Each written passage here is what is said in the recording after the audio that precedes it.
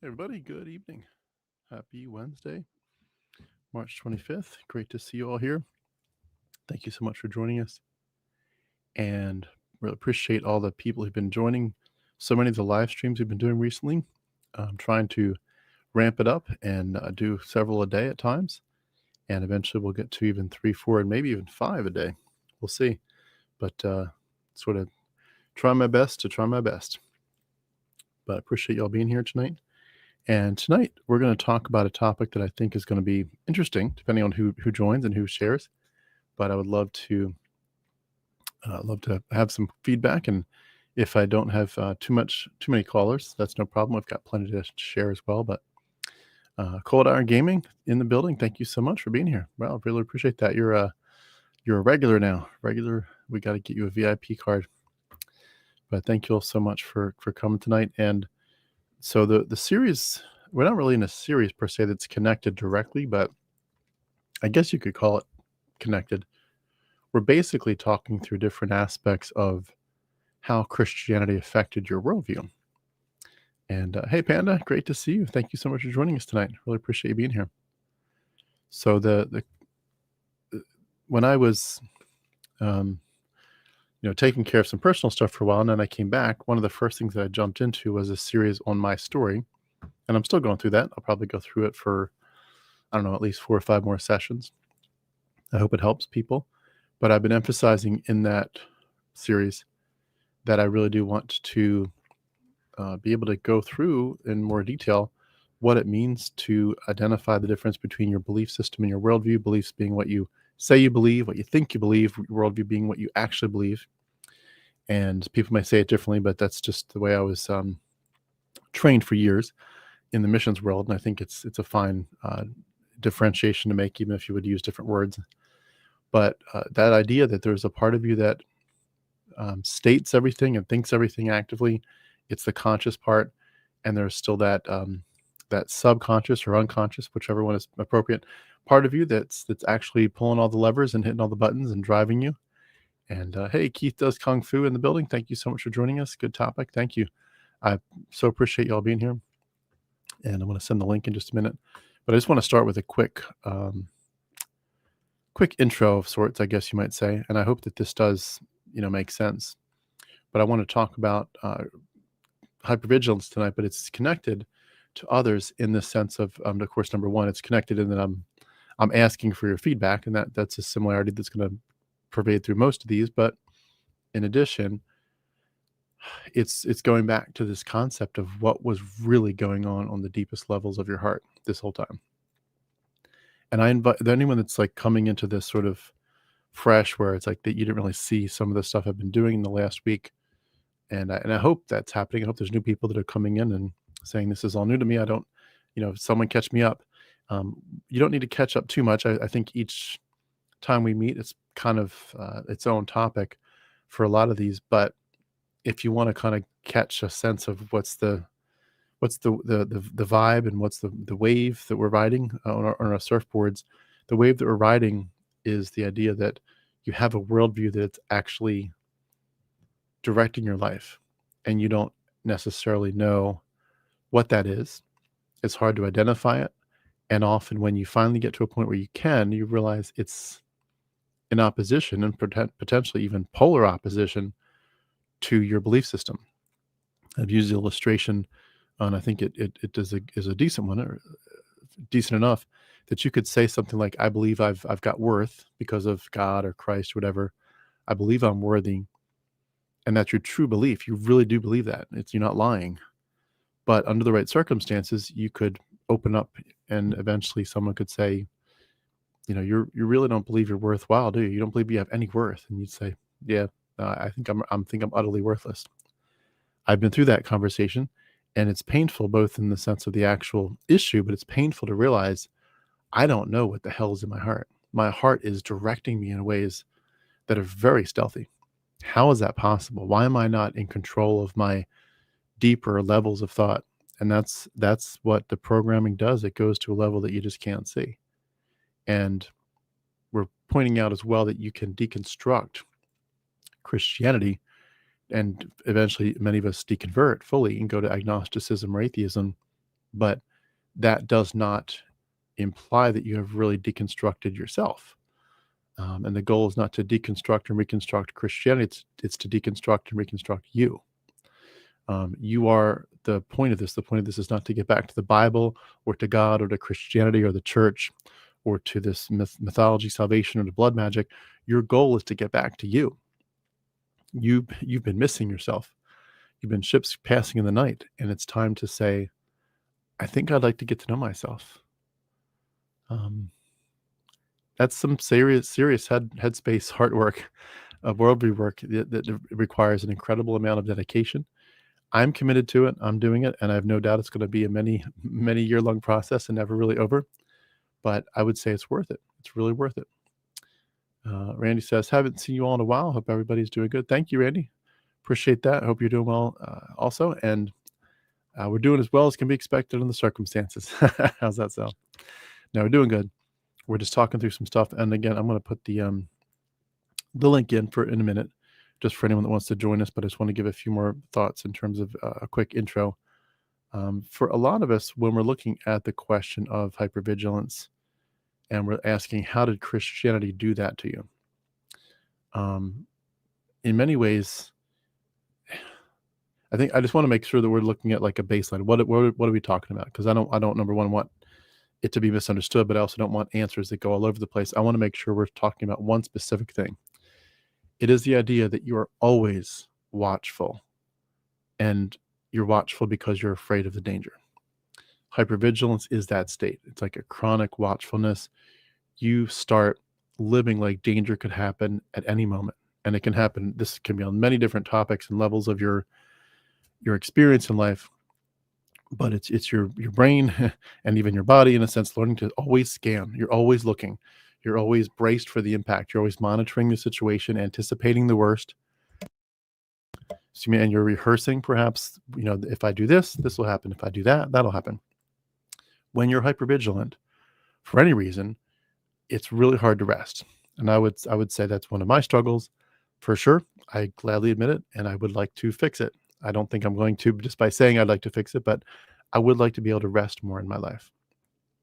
But you just sense that safety is not really for you, or it's a very fragile thing. It's going to break in your hands if you get it, and your mistakes are extremely costly. The judgment is going to fall at any time. I remember the Tom and Jerry commercial, or Tom and Jerry cartoons, where the anvil's up above their heads, and where it's just going to drop at any point, and hit the tomcat. But you think the judgment's happening at any point, and you're just living in fear. It's not the same thing as being careful. Some of us are careful. We hyperanalyze because we just want to make sure we get it right. Maybe that's more perfectionism. But this is more like an exhausting, deep pattern of thinking and behavior where your life is just full of alarms. There's alarm bells everywhere. And I would say that can happen in Christianity or outside of it, of course. But Christianity basically kind of poured gasoline on that dynamic, right? You're watching your thoughts, your desires, your motives, your words, your reputation, certainly your body, your entertainment. You're watching even your friends, your personal thought life, your doubts, maybe. You're watching for any temptation. You're watching for demons. You're watching for maybe signs of the times, signs of God's return, signs of God's pleasure or displeasure. You're watching for God's will. You're watching for sin. You're hopefully watching for holiness. You're watching for, again, the end times, the left behind stuff. You're watching for the eternal consequences. You're watching for a chance to show up big and impress God and to do his will. You're always looking. You are in danger of missing out of something important, or you're in danger of messing up. You're in danger of getting, the discipline or punishment you deserve that you're hoping to avoid. You're always checking. I remember when I was growing up, my grandfather, he grew up, of course, in the Great Depression time frame, and everybody from that time frame, because there was so much poverty, they were very careful about everything. They didn't want to have thieves break in or anything. And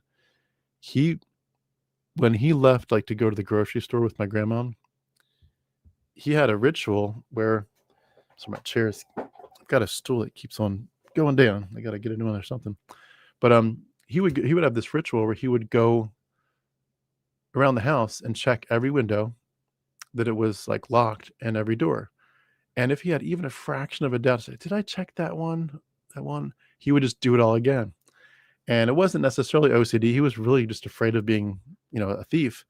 But, I saw that and I thought, you're pretty vigilant about somebody breaking in and taking your stuff.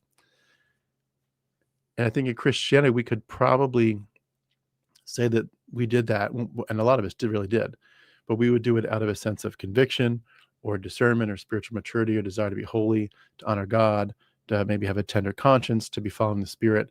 But now as we deconvert and look back on it all, we understand that there may have been some very different dynamics of that going on, and arguably far heavier especially for us as children to have borne. And when you mix in the stuff of like the threats from God, the threats from the devil, the way you're told to distrust yourself, and just the unbearable pressure of finding a way to stay spiritually safe in this universe, in your world, where the stakes of, if you make a mistake, the stakes couldn't be higher. They're infinite. They're eternal, either for your salvation, your neighbor's salvation, your rewards, you becoming a stumbling block. And so tonight, if anybody wants to call in here, and I'm going to put the link in, what I basically wanted to, and I'll read the comments as well. I see some of you put comments, and that's fine. If you decide that you would like to join us, feel free. If you decide to be preferable to just do comments, that's fine. I'll read them. But just as I wrap up here, my sort of little introduction, I sort of want to talk through and invite you to talk through the ways in which Christianity may have trained you to be hypervigilant. And now that you see it, now it's more in focus in your life. You see it wasn't about God. You were conditioned, of course, we've said that over and over, but you were frightened. You lived a very fear-filled life, and you were over-monitored by yourself and by the others from the inside out. And if we're going to heal from this stuff, we have to figure out what happened and what it meant to us and why we were doing it. So I've got, again, some things I could share, some points, and I will be going through them as there's lulls in between anyone calling in. But if anyone does want to, I would love to have you here. And again, if no one does, I'll just sort of keep going through some of the points that I wrote down about this that I think are relevant. We are Harmonic Vision. Yeah, I like that. Great to see you. So I appreciate it so much. Is this going to be a call-in stream? Just curious. Yes. Yeah. I just put in the link. I'm sorry, you probably already saw that, but I'm going to, James, I'm going to invite people to show up, and they can do either audio or video or both. Cold Iron Gaming, hypervigilant. Like, I hope no one realizes I'm just faking it. Yeah, no, I mean, I know you're joking, but yeah, that's very real. That's very real. And a lot of people were faking it, but I think a lot of people weren't, but it felt like it. Christianity makes you feel like you're faking it, even if you're not, because if you have any evidence that you're not super spiritual about the Lord and about fighting sin, then you feel like you're basically a hypocrite. Fundamentalism pushed me over the edge after having kids, always feeling like everything was a reflection of how holy and saved I was. Yeah, absolutely. Tim, you should PM me via either Facebook or Discord when you get a chance. I can help. Yeah, that sounds good. I'd love to connect with you, James. Awesome. Alarms everywhere. Yes. Yeah, all over the place. People's lives are impacted by Christianity, even if they ain't Christian. Yeah. Oh, yeah. Yeah. The hypervigilance is part of our culture in general in different ways. Christianity weaves into culture, whether you're a Christian or not. But yeah, there's a lot of ways in which this is very, very relevant to everyone's life, even I'm sure other religions just as much. But I think I don't see anyone yet, so I'm just going to go through a few quick thoughts. I think one of the biggest things that was an issue for me was that you were really trained to monitor your thoughts constantly. I mean, you had this sense that I know that he's watching, and I know that I'm messing up, and I know that I'm crossing boundaries and crossing lines that are not holy or not approved. And when you do that, you live that way for long, your mind becomes like a place where you could commit a crime against the Lord of the universe. These intrusive thoughts become terrifying all the time. Your God is revealing your heart and your character, and he's analyzing your standing before him. And are you pure and are you holy? And I remember reading that verse, I forget where it is now, but It says, if I regard iniquity in my heart, the Lord will not hear me. And I remember thinking as a small child and as a preteen, and when I read that verse, I had to memorize it. But when I knew that verse, if I regard iniquity in my heart, the Lord will not hear me.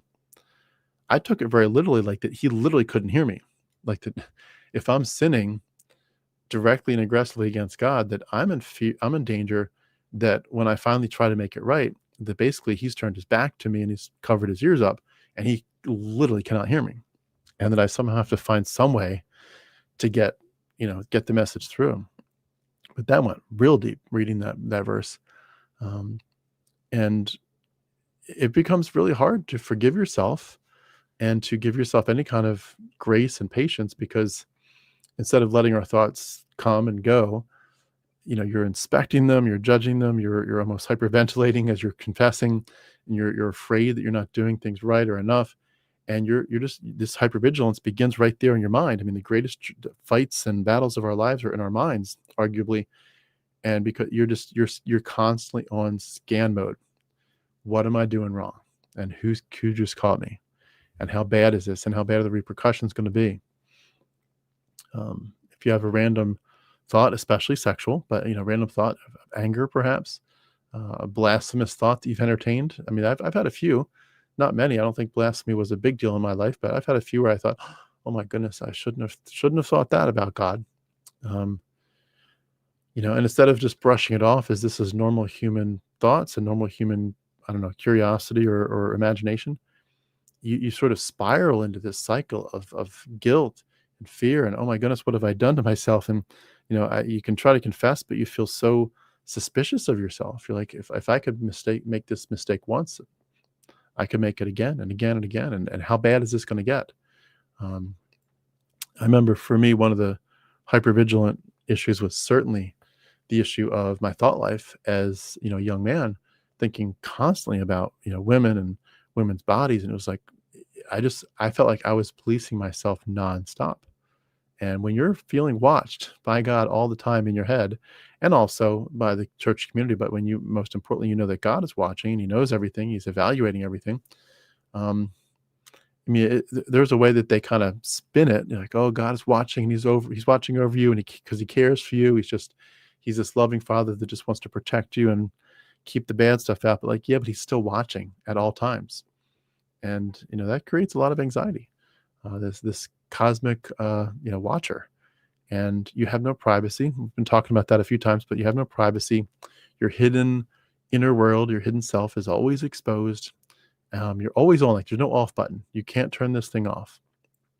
And when you feel like you grow up, like there is never a private spot. You are never in a spot where you can say, I don't want anyone to observe me. Like I want some kind of bubble where I'm unobserved, completely unobserved. It just doesn't exist. Even when you're in solitude, does not exist. And so you feel shame for all these private thoughts and your emotions, certainly any fantasies, naughty. And, God sees them all, and they're all written down in a book, and you're going to be judged for them. For every idle word that a man speaks, he will be condemned. So, read a few quick comments here. Vanessa says, threats and distrust all around. Can't rest, can't trust, no real peace. Yeah, exactly. Yeah, that's a very, very good way to put it. I'm on the autism spectrum, so I have hypervigilance on just fitting in with normal society. Yeah. Yeah, that is a fascinating part of this, is that some people are already predisposed to be hypervigilant for a different reason. Then when you add in the the Christianity stuff, which I know, Caught Iron Gaming, your story was a little bit more of a liberal version of Christianity, so it wasn't as intense for you, which is good. But at the same time, I think for some of us in the more fundamentalist groups, if you had a predisposition through autism or something else, that it got, I'm sure, a lot worse. Randy G says, I think I am two gamers. I'm not sure if I get the illusion. I'm sure that's something I should know, but I don't. Feel free to explain what you mean. Quad Iron Gaming again. God is such a peeping Tom. Yeah, He really is. Yeah, and you think too, in terms of the Christian view of this, you're also basically saying that God is looking at not just your thought life, but he's looking at all crimes committed across the planet, and he's he's not doing anything about the child being molested. He's not doing anything about the wife being beaten up, but he's looking in your thought life where you're not doing anything. You're just having some thoughts, but he's sitting there saying naughty, naughty to you, getting involved and making sure you feel guilty. But the person that's doing the crime, where he should be in prison or something, um, we're going to leave him alone. I do have someone who just entered the studio. I'm going to bring him on, then we'll jump in. And again, I'm going to put the link in again in a second for anyone that's just joining us. If anyone would like to jump in either on video or audio or both, I'd love to have you. But we'll start out here for a few minutes with Keith. Hey, Keith, thanks for joining us. Hey, how's it going? Good. Thanks for joining us tonight. I appreciate you being here. And Sure. what thoughts did you have tonight about Christianity and hypervigilance? So, yeah, I think that, like you had said, some people are predisposed to having hypervigilance for a number of factors, such as, I think Cold Iron Gaming had just mentioned, being on the spectrum, autism. And then I think that,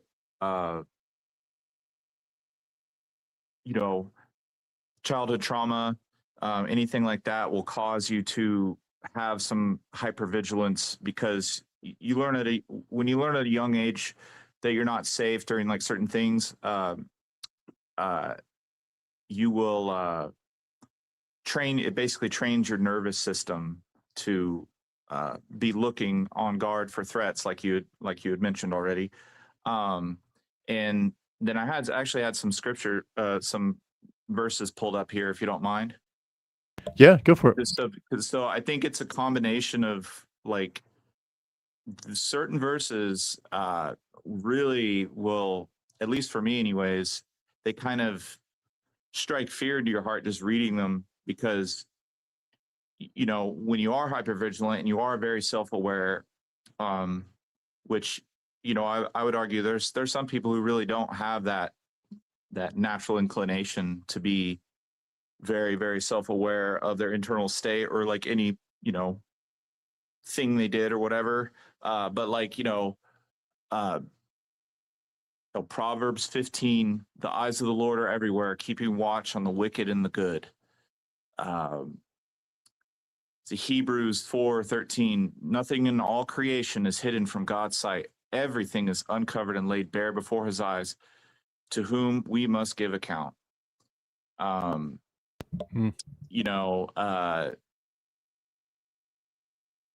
Yeah. So yeah, Revelation, Jesus says, I know your deeds, your hard work, and your perseverance. But just this idea that God is ever watchful. He sees everybody's heart. He knows the heart of every man. And then you combine that with certain verses like Matthew 7, where Jesus says, not everyone who says to me, Lord, Lord, will enter the kingdom of heaven, but only the one who does the will of my Father who is in heaven. Free grace, salvation or not, I mean, that's a pretty straightforward, if you read it, and then when, like in the Sermon on the Mount, where Jesus talks about, if you just look on a woman with lust in your heart, or you're angry with your brother, it is as if you're doing, adultery or murder, respectively. And then you combine that with the verse in Corinthians, where it says, Corinthians 6:9, do you not know that the unrighteous will not inherit the kingdom of God? Do not be deceived, neither the sexually immoral, nor idolaters, nor adulterers, nor men who practice homosexuality, nor thieves, nor greedy, nor drunkards, nor revilers, nor swindlers will inherit the kingdom of God. And so, like, I at least had two of those that I struggled with, if you know what I mean. So, like, when you read those and take all those verses together and put them in your brain, and you're already predisposed to sort of a hypervigilant kind of state, well, then now, like you said, you're just constantly self-monitoring, constantly worried that you messed up, or like, even some people like are worried that they committed the unforgivable sin. Jesus talks about that's a big one that I know, like I had one at least one point where I was worried about it. And, it seems to be a pretty common question because it's like, what the hell? I thought like the reason you came was to forgive all sins, right? So, but anyways, that's kind of what I had. I was going through some of as you were talking about it, I'm thinking like, these are all the verses that if you read them and you take them seriously, it does create this very intense feeling of God is always watching you. It's this parent.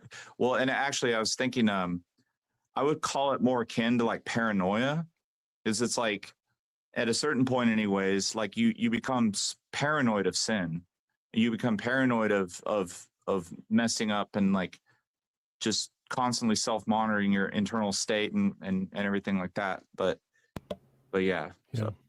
I love it. Those are great thoughts. And I think we really do. You get to a point where you think to yourself, I mean, if you really take it seriously, I know there were kids in my church that I thought, you guys aren't really that serious about the things of the Lord, but which led me to, of course, to the arrogance that was so bad. But, for those that did take it seriously, I think a lot of us really did think to ourselves that we have to have uh, a testimony, and a lot of it probably was more about what other people thought of us than what God thought of us. But I think I legitimately thought God was watching and legitimately wondered if God was pleased all the time. But you just think, if I'm going to be any kind of witness and testimony for the Lord, like I have to be clean. There cannot be anything. And I remember Yeah. when I finally got to the point of being in the pastoral ministries, at Bob Jones University and Lancaster Bible College, that the pastoral epistles that you start to read a lot more, they talk about people being shipwrecked. People have left Right. their faith and been shipwrecked. And you think, Yep.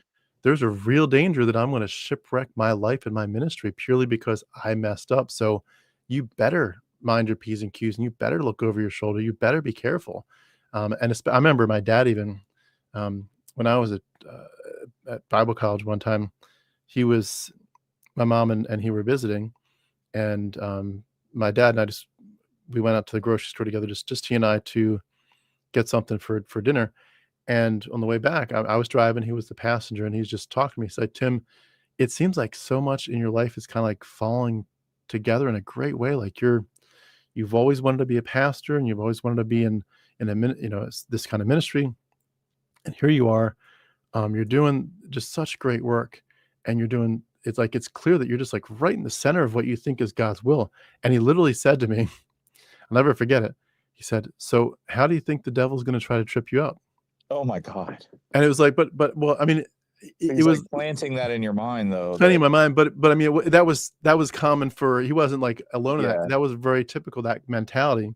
No one Right. else Right. asked it that directly, but it was like, if you're a threat to Satan, he's going to attack Oh you, yeah. Yeah. and Right. you're going to be on their radar, and therefore you need to be hyper vigilant, not just because of God watching you, Yeah. but because the devil's out to get you. But He's either way, prowling around, right, like a roaring lion. yeah, either way, you're in trouble. Either God's going to be disappointed, or the devil's going to have his way with you, Yeah. and you better watch out.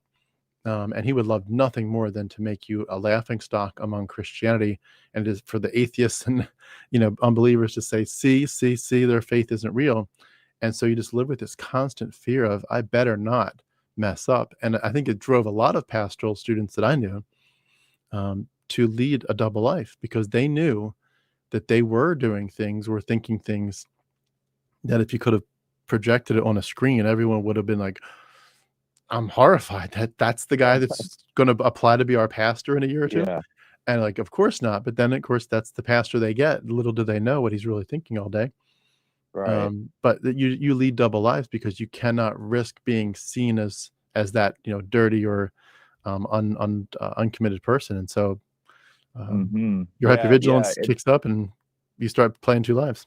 Yeah. I mean, I can't imagine, especially, well, not only one having that experience in very, very early. I've been listening to some of your story where if from a very young age, you were really into the Bible and all that stuff. And like, I didn't get into it till later, but having that and then going into being you're going to be seen and heard as a leader, and you're responsible for all these people, right? In a way, you're a shepherd, And so there's a tremendous amount of responsibility with that, like being any leader. But then not only that, now you have the ultimate sort of example in Jesus, so they say, but the perfect holiness of God in Jesus. And so now you have this impossible standard, really, and then inject the thought crime and the fact that, you know, now and then you have an enemy that Satan's prowling around to devour people, right? And he wants to kick you off your stand, and he wants to take away your lamp, or you know, all those kind of things where, you know, you're supposed to be. Yeah, I think I kind of already said what I was gonna just repeat myself, but yeah, you have this like overwhelming like responsibility that you'd have to live up to that I couldn't imagine, man. But Yeah. And I think a lot of us too felt the pressure not just to not mess up, but also the beauty of the prize. You know, you'd see these yeah, supposed men of God who had lived for the Lord mm-hmm. for 40, 50 years, and as far as we knew, they had no real big strikes against them, and Yeah. it's like, what a legacy, you know, it's like the prize And is right there. yeah, and I think I heard you talk about this in another video, where you couldn't find really a mentor or someone that you really would look up to, and that there was like, I think you had mentioned there was one man, at least one guy that you were like, okay, he's actually doing it right, and he has Right. the fruit of the spirit and everything.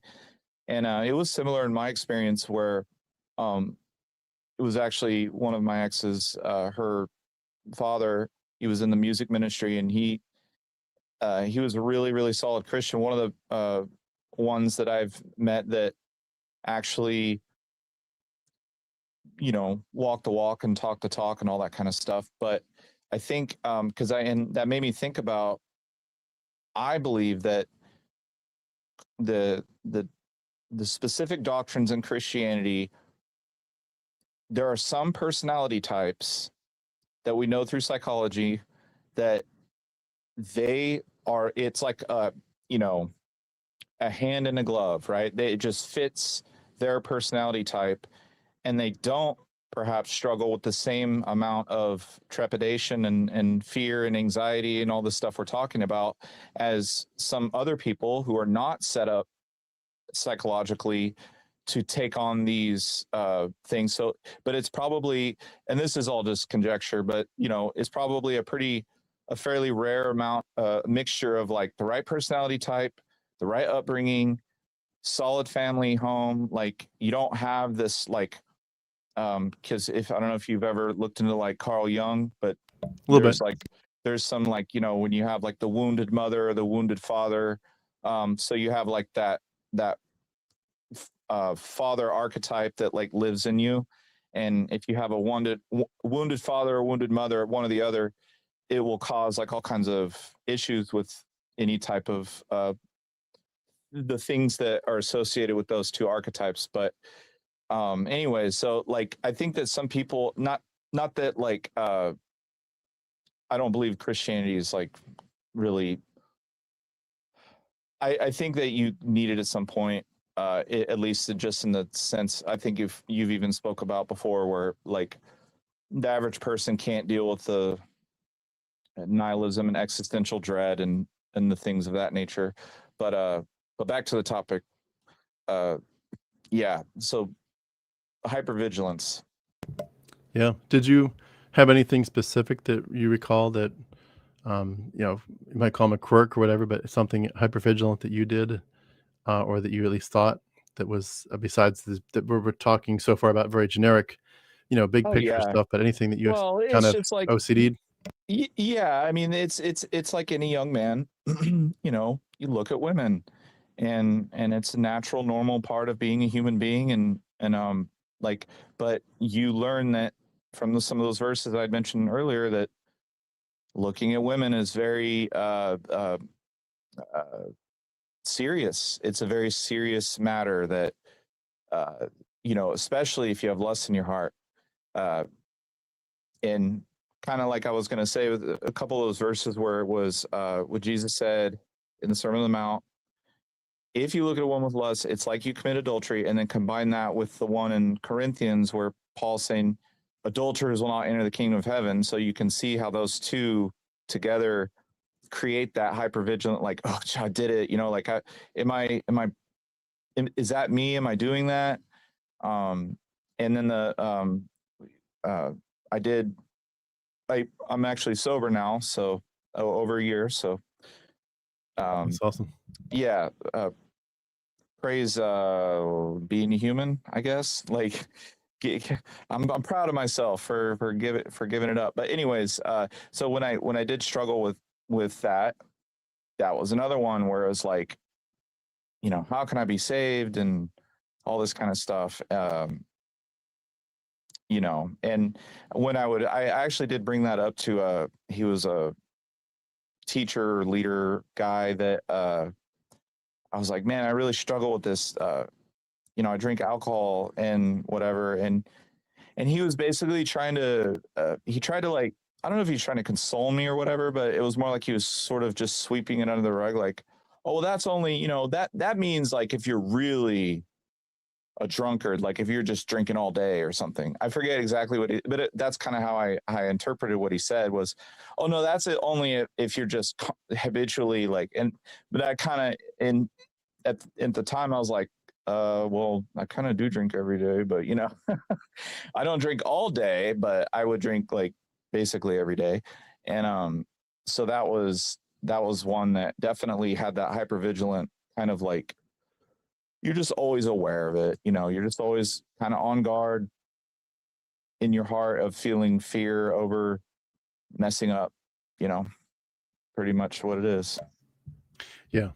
Yeah, exactly. So, And the sense too that if you happen to be more of a sensitive spirit, which I was, and you happen to have perfectionistic tendencies, which I did, yeah, you get this sense too that if, you know, compared to other people who struggle a lot more, you actually have a shot at winning this game. And so you play the game harder and you think you're winning, right. and you're not winning. You're just digging the hole deeper and you're making it harder to get back out of toxicity. But Well, and because it the doesn't mind really games we address, play. I'm sorry to interrupt, but it doesn't really address the core problem, you know, like, it just layers on these other things that you need to be more attention aware of, right? And be hyper vigilant about. It reminds me, what you're saying reminds me of Martin Luther, the founder of the Reformation, where, from what I understand, at least from the stuff I learned about him, his thing was what led him to the salvation by grace alone, through faith alone, and how that was because it was his constant hypervigilance. They told stories about him where he would be in the confessional for hours, just confessing every single little peccadillo, the tiniest little sin he had done. Right.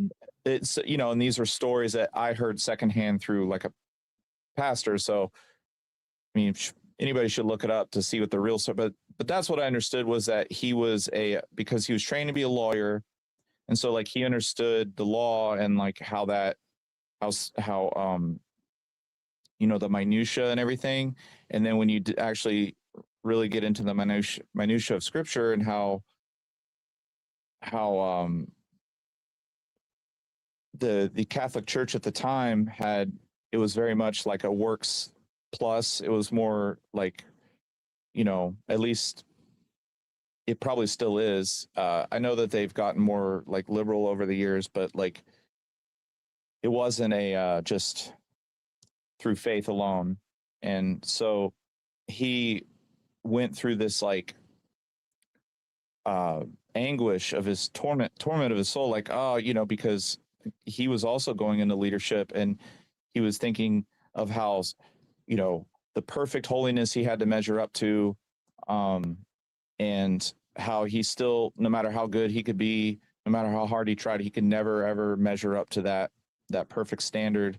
And so then he, you know, it hit him, you know, when he was reading through the letters of Paul, where, oh, it's grace through faith, you know, like faith is the answer, you know, that's how you get around that, right? Like how you get around not being the perfection, even though Jesus said, be perfect as the Father in heaven is perfect. And he even said, Jesus also said, you have, if your righteousness doesn't surpass those of the Pharisees, and that's, like, I don't know. So that's kind of what I think about that, I guess. Yeah, good stuff. Good thoughts. I love it. I always appreciate your input, and I totally agree. And um, I think a lot of this too is an invitation for us to take all the stuff that that I was talking about and you're talking about, and that we're going to keep talking about here tonight, but to ultimately say, is it possible that we're still doing this? It looks different now, but if this is what we're talking Oh about yeah. is our worldview driver, are we still hypervigilant as ex-Christians as a result of the Christian residue that's still stuck to us? You know what I mean?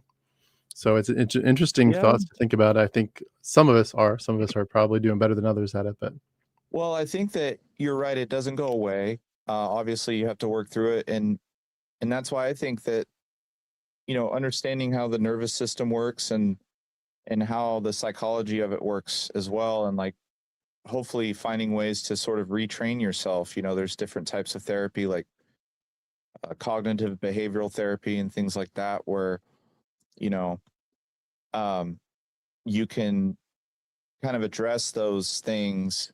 And I agree. Like and I'm not coming from a point of like I've gotten it all figured out either, but I think there's hope in the sense that there are avenues, there are ways that you can like get help for having those like intrusive thoughts and those self-monitoring and the hypervigilance, that comes with, because there's a reason they call it religious trauma. And I think that because these ideas are so powerful, when you start to think about an eternal um, judgment, right? Like when you really conceptually get in your head of like what will eternity be, and I know you've talked about that in the past as well. Like uh, you're going to get one or the other. It's either eternal goodness or eternal punishment, and so with that hanging in the balance, with every thought and every word you feel like, anyways, and so that is absolutely like a very fertile environment for somebody who maybe already has a predisposition towards anxiety or towards perfectionism, like you're saying. yeah. Because and from what I understand, to the guy's point about autism, I've understood that as well, that I don't know if I'm on the spectrum, but I'm definitely ADHD.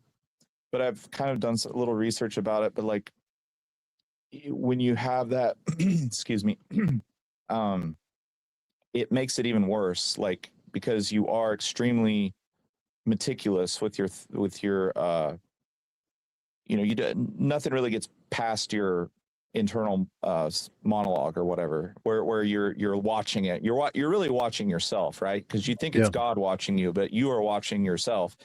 And Yep. when you're, because you're in your head, so what you did, that little thing you said, or that little whatever, what you did in secret, that nobody else knows, but God knows, or at least that's what you think. And so since there's never a point where you can like, I guess, hide, or like not be watched. It's just, yeah, it's crazy that and I think that that's a huge freedom, to go in on a positive note, that like when you do see through the facade and you see the um the guy behind the curtain, Wizard of Oz, Yeah. when you see the machinations, and you understand, you know where the Bible, how it was written and where it came from, and all of those things that you start to learn. At least for me, that's kind of what the trigger was. But then you're like, it's it is just me in my head. Like I'm the one who's right. But like you said, it's definitely it's a work in progress. Yeah, absolutely. Yeah, all we can do is try. We certainly can't just Yeah. snap our fingers and fix it. But well, Keith, thank you so much for all these thoughts. I appreciate it. Yeah. I love it. I was saying like to Cold Iron Gaming, you're now a regular, and you'll be getting a frequent flyer miles card soon. Oh, So thanks. thank you Well, so much. oh yeah, no problem. And it's a good topic for me because this is one that does hit kind of close to home. And I think it does for a lot of people, honestly, like especially people that have made it out.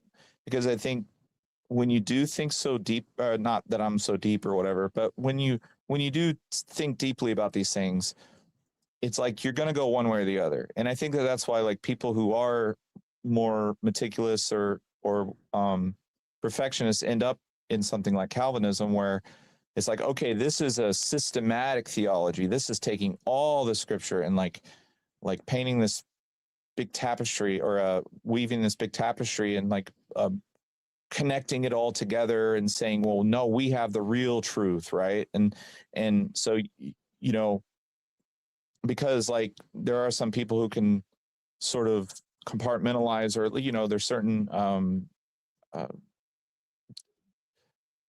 doctrinal beliefs and, what am I trying to say, denominations that aren't as like, they're more about grace and freedom and all this stuff. And like, because I think that when you are told you're totally depraved, and you're constantly reinforcing that Sunday after Sunday, even singing the songs, and you're doing these like almost like incantations where you're like, oh, I'm a sinner, I'm broken, I'm, you know, this, that that really just really reinforces that. And it's, yeah, but there are probably some denominations who don't suffer as much in that way, because they choose to focus on a different, they're cherry picking in a different way, you know. But Yeah, anyways, I'm Cold Iron Gaming, I rambling think, isn't again. it? Oh, no worries. Well, I appreciate your thoughts. Please do jump into again. We're gonna have a lot more topics. Some of them probably related to tonight. So if tonight's feels like it sort of hits home, keep an eye on the topics. There's some more coming. I mean, I'm trying to do this pretty much every single night and a couple times on the weekends. You know, that's what she said. But I really think that I we need this. We need to get these topics out from all the different ways that we would all separately approach it, and to say what are the examples and what's really going on inside our hearts. Because I think a lot of us are honestly hurting, and we think we shouldn't be, because we're like, but we're already done with the bullshit and we're done with the mythology. Why does life hurt so much? And in many ways, it's because of direct things like, the Christians are being obnoxious, or we've lost our marriages, or our parents won't talk to us, our friends won't talk to us because we're no longer Christians. There's some direct correlations, but some of it honestly is just, again, we think that deconstructing Christianity equals deconstructing ourselves. And they're two different things, and we have not in many ways even started. And I think a lot of it takes the introspection that it's kind of, some of it's like your quirks. But I've talked before, for example, about how and I'll just say this and let you go, but I've talked about how I've struggled to rest, because as a Christian, I always thought I had to be about the Lord's work. But that's a form of hypervigilance, because it's like, did God catch me kind of being lazy? Did God catch me kind of being lazy there? And looks like Keith dropped, which is fine. Thanks, Keith, for being a part of this. I didn't kick him out, but he looks like he either dropped or voluntarily left. But I felt guilty for so long about just basic rest, because the hypervigilance says if someone catches you being lazy when you should be about the Lord's work, you're just watching a stupid show. I mean, goodness, you should be ashamed. That was me. It still is me. I have a tough time. I will very rarely ever sit down and watch a show for more than 5 to 7 minutes. I can't do it. If you say, let's watch a movie for an hour and a half, I will watch the hour and a half movie split over 20 different segments of time. I still struggle with it. And I think a lot of people also struggle with the idea of making decisions, because when we were making decisions as Christians, we were looking for God's will. God, do you want me to do this or that? Date this person, that person, whatever, buy this, the red car, the blue car. And we were always looking for God's perfect will. And there's some people, I think, freeze like a deer in the headlights when they have to make a decision, even as unbelievers, because they have this dread, like, what if I make the wrong choice and I'm not really, I don't know, measuring up to the rationale of why I should make this choice. And it's like, well, the rationale before was, is God in this? Is God's will clearly directing you or not? That doesn't direct you anymore, but the old residue of this still sticks from your worldview. And we can go on and on. I know we'll go over some more examples, but we do have someone that just joined. I'm gonna come. I know a whole bunch of comments came in. I see some of them are kind of like you all are chatting with each other, so I won't read all of them because I see that it's more like a back and forth conversation. But we're gonna bring on James Apperson. James, thank you so much for joining us tonight. Hey there, Tim. I literally only have a couple of minutes. Thank you for having me on. Sure, well, take us away then.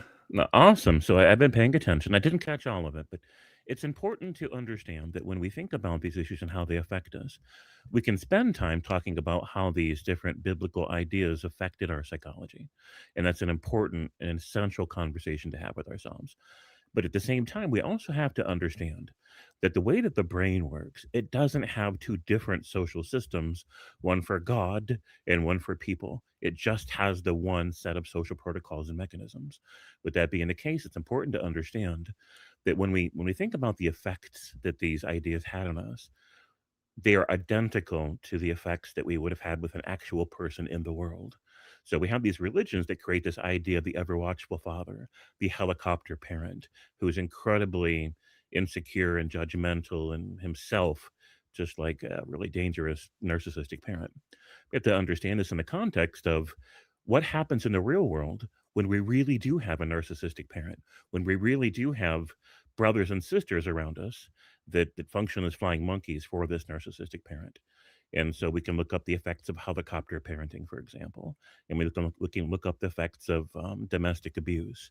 And when we think of it this way, it sort of shifts from a focus on religious systems and theologies and how those affect us to understanding that this is a matter of social psychology. And so that's really where the research needs to take us along the way. That's my first thought, and I'll let you go ahead and give feedback to that. No, that's great. I love it. I think it's exactly where we should be looking, and so much of this I think can even be directly attributed to the ways that our parents really did or did not treat us well, and if we had the outside resources to get help when we needed it, that is more relevant and pertinent than right now. Right. And it's so important for us, I think, as parents, that at this point I'm sort of taking what you said and shifting it from a different perspective, but as being as parents that really do want to give the next generation a really better chance than perhaps arguably we had, a lot of it does take the introspection and the deep thought that says, how do I break these cycles? When Right. I was growing up, we were always talking about generational curses, and in my family, for example, there was a lot of alcoholism like 3 generations back, and they'd kind of broken that, and we became like a teetotaling family. But then by the time my grandparents were around, it became like the generational curse in our family was divorce, and everyone's like, you got to stop, no more divorce in our family.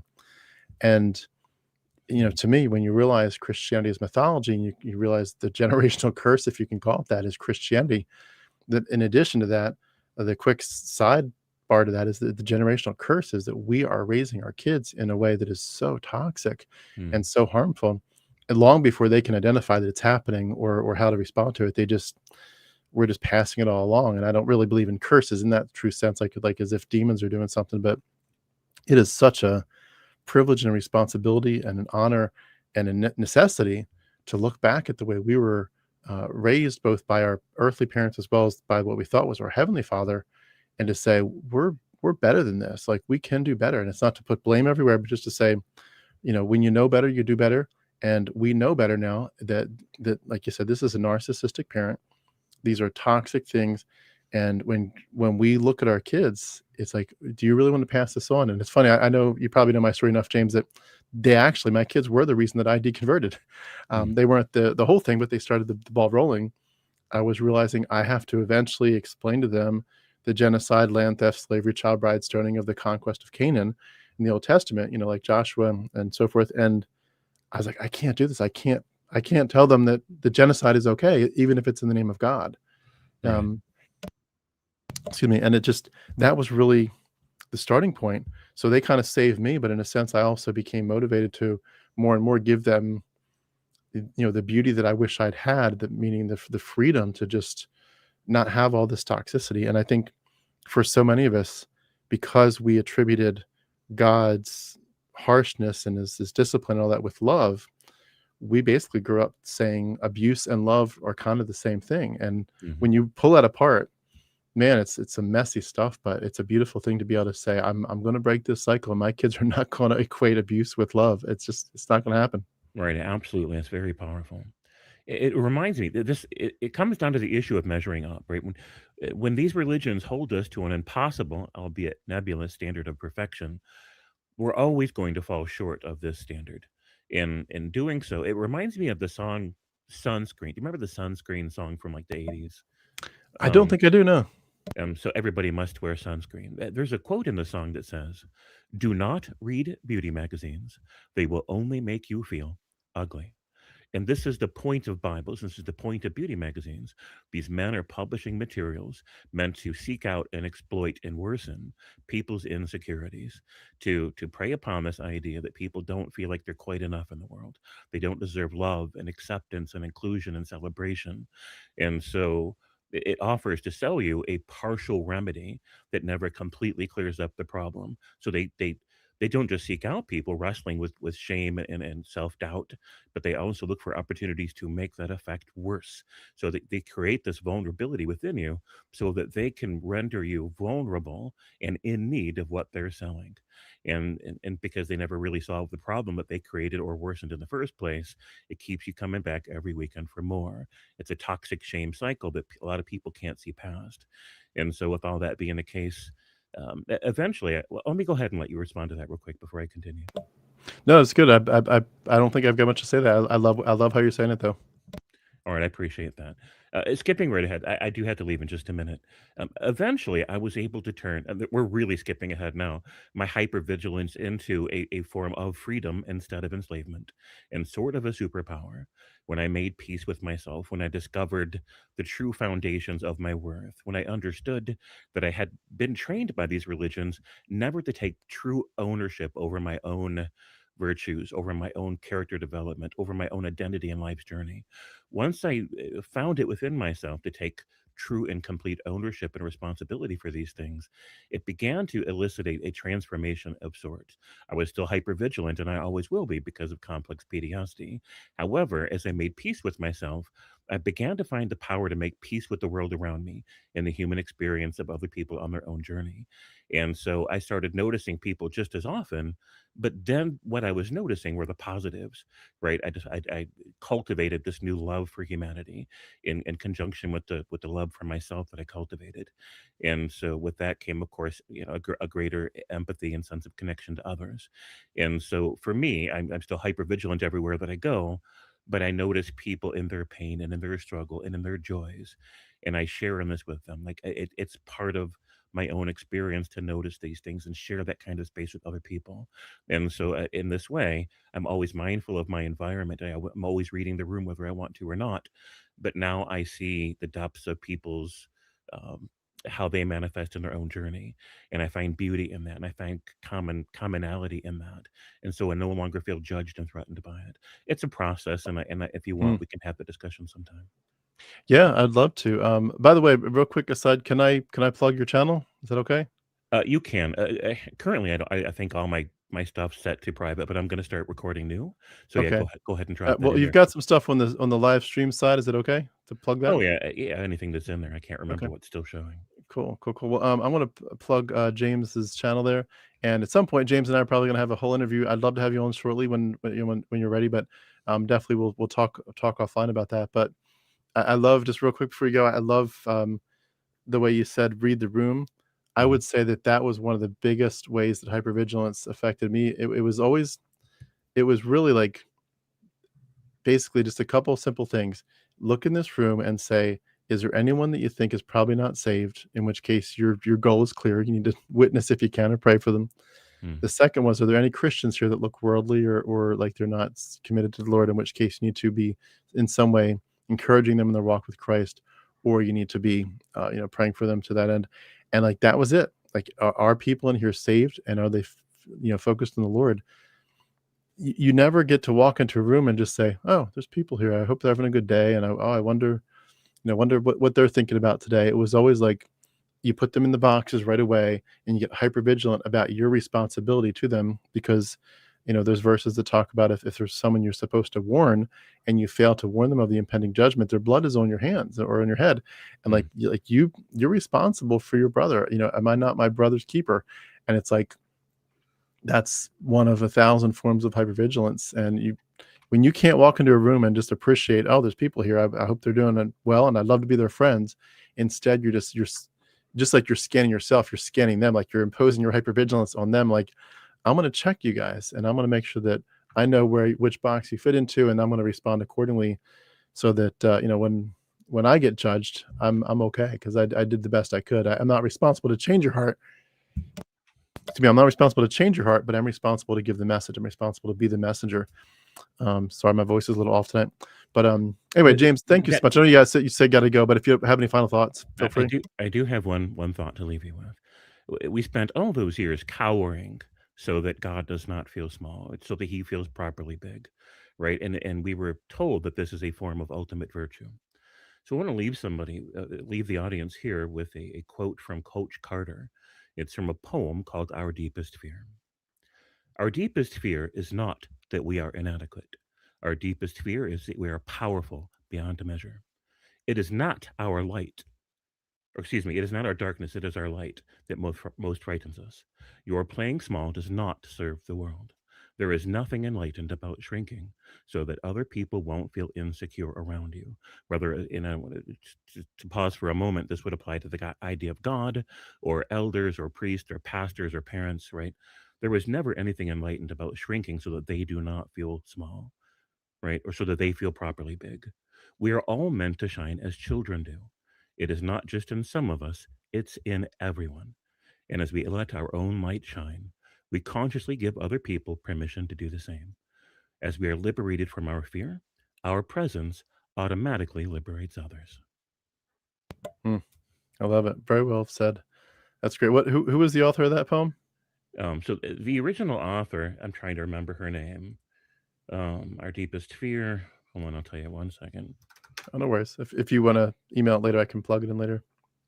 Yeah, Miriam something. I'd have to look it back up. But this is a modified quote that's in the movie Coach Carter. So if you look up Our Deepest Fear, you'll find the original poem and you'll find the movie quote as well. Awesome. So thank you for sharing this time with me, Tim. I've got to run, but I hope we can talk soon. Yeah, my privilege. Thank you so much. Yeah, we'd love to have you back whenever you can. Thanks, James. Thank you. Bye. Have a great night. Well, thank you so much again, James. Awesome stuff. Awesome stuff. I'm going to put the link in again, and I'm going to read some comments. And if anyone cares to join me, feel free. And I'm also going to, if not, I've got some thoughts to share about some of this stuff. But let me see where I left off. The comments just kind of keep pushing down, and then I have to go back and figure out where I left off here. Some of these, again, I can tell you all are just kind of chit-chatting with each other, so I won't read them all. Poppy John says, I used to be paranoid about God watching my every action until I realized he doesn't exist. Yeah, for sure. That's definitely sort of the main crux of a lot of this, is the paranoia of God watching and judging. And let's see here. I'm going to skip the stuff about Cain. Sorry about that. A lot of interesting questions, but I'm not sure that they're going to be good for keeping us on target. If you want to find God, leave religion. Sometimes, not the God, like Yahweh kind of verbiage, that we're not looking to find the God of the Abrahamic religions, but if you want to find spirituality, maybe will be a word I would agree with. If you want to find spirituality that works for you, leave religion, for sure. The in it to win it people were something. Blessed be everyone who has unshackled themselves from religion. It's funny, I used to listen to a radio program for years as a kid by Pacific Guardian Mission called Unshackled, where people would dramatize their story of, I was a drug addict, I was a drunkard or whatever, and I got saved and got right with God. You probably still listen to it. I mean, the old Oregon, dun, dun, dun, very, very dramatic stuff. But I love this quote. Religion was invented when the first con man met the first fool. Mark Twain. Yeah, good stuff. And definitely one of the greatest spiritual upheavals you will go through. Yeah. And Cool Down Gaming, sharing a little bit more about his journey there. A tool for business and control from 3rd century Constantine. Looks like Steady Eddie probably already left, but good night, people. Find your inner selves. We have been led from the true path. Until the next time, blessed be speed and light. Yeah. This is a little bit different than the topic of the night, but just it's interesting thought. I think a truism. We were close to worshiping Mithra. Yeah. That was really the Jesus Christ of the couple centuries before and after Christ, and eventually, Constantine put an ixnay on that. But obviously, that what we know of it, that was very, very popular. And I accidentally left. I really appreciate the sounding board, Tim. Oh, Keith, thank you so much for joining earlier. It feels cathartic to vent about these deep topics and hear other stories and insights. You're right; it's very needed. Yeah, for sure. Great point from James. Panda, again, exactly, generational trauma, for sure. And Ubuntu Production says, a friend of mine had parents who did rapture drills. Well, I've heard about them. I didn't do those, but I heard about them, and would hide, leaving the stove on and piles of clothes, etc.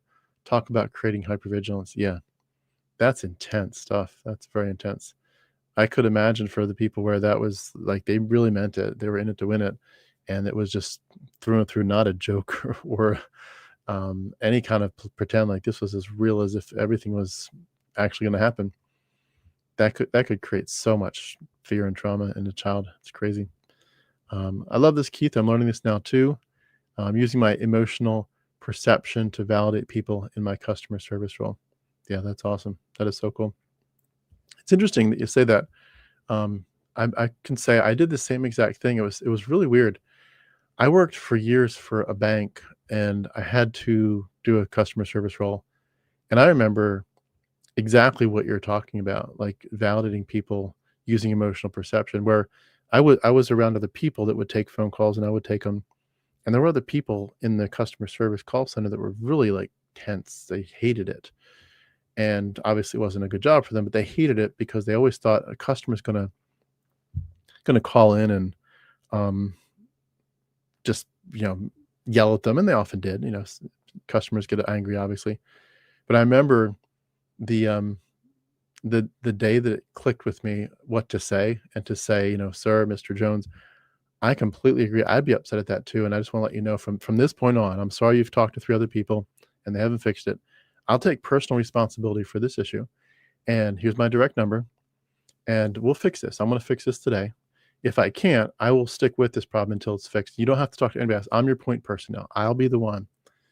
And you'd literally like hear people's defenses just drop, like, oh, it's like I can call you directly and you'll call me back and you won't drop this till it's fixed. I'm like, no, this is now my problem.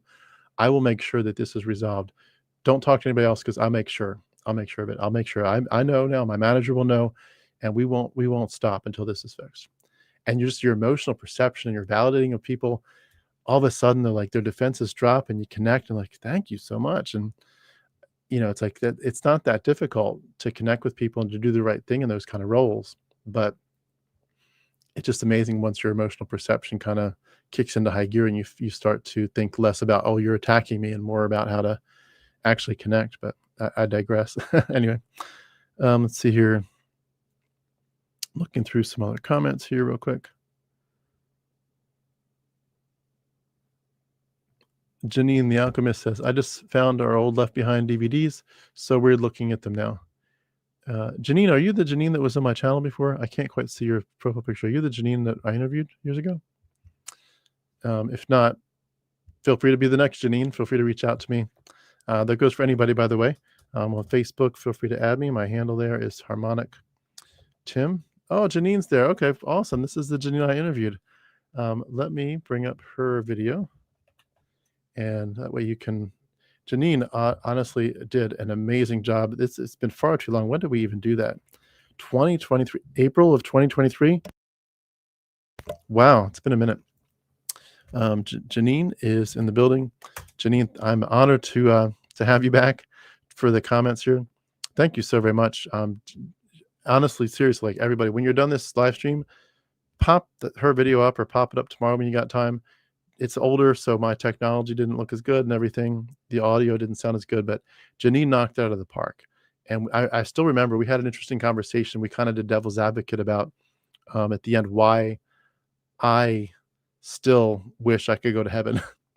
And it's I should do a follow-up to that sometime because it still comes to mind. But Janine's awesome. Janine, I so appreciate you doing that interview years ago. And just definitely, if you ever do want to do a follow-up, please, you are always welcome on my channel. And I'm going to also, since you're here, I'm going to just bring up your YouTube channel if I can. Are you okay if I plug your channel, by the way? If you could just confirm that in your...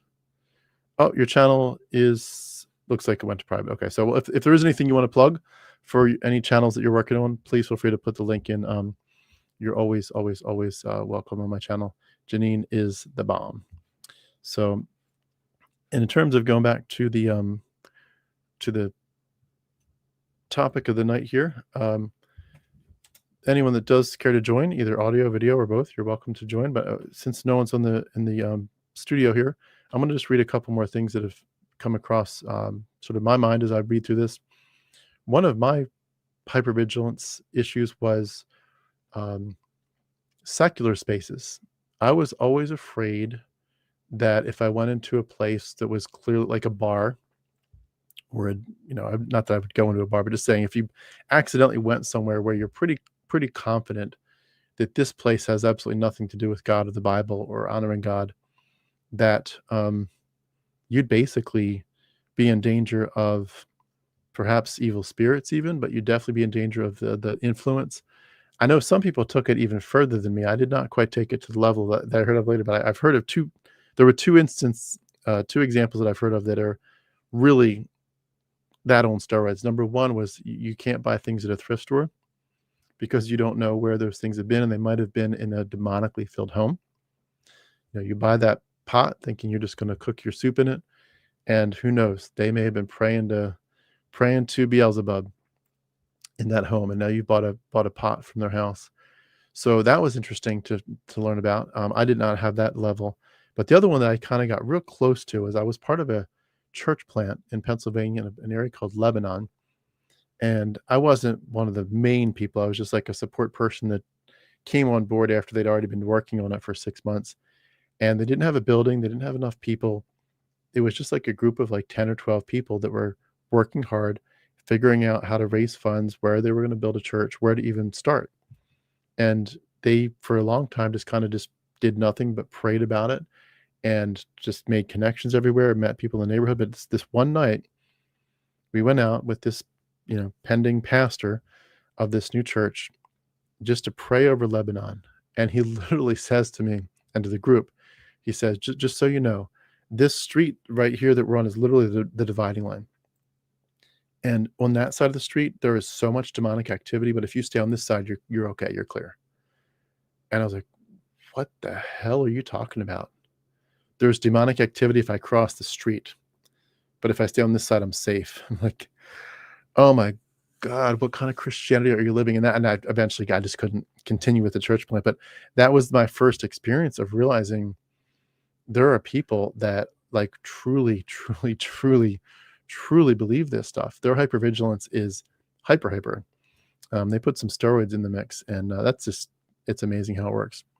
And I think for a lot of us, I would say there's also